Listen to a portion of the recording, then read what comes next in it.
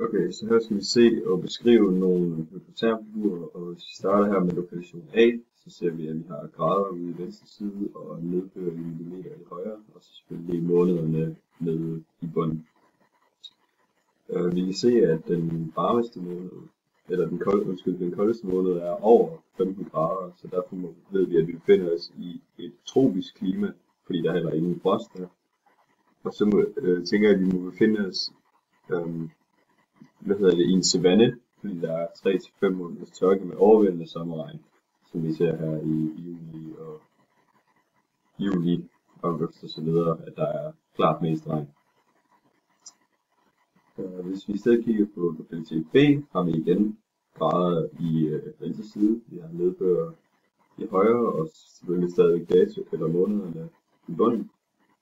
Her ser vi, at den koldeste måned er lige over 10 grader, hvilket betyder, at vi må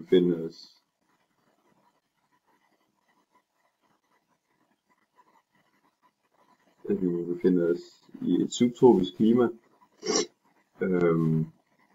i en ørken, fordi der er stort set ingen nedbør overhovedet, og så er det måske en lille smule i august. Ja. Og så hvis vi kigger på lokalitet C, så ser vi, at nedbør nu er i venstre side, og graderne er blevet flyttet over i højre, og stadig månederne nede i bund.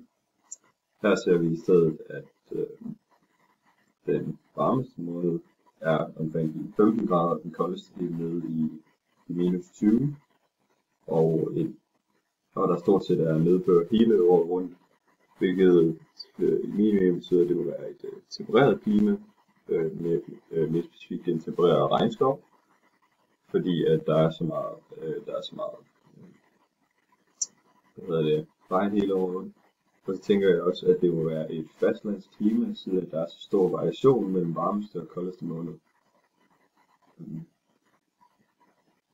Ja,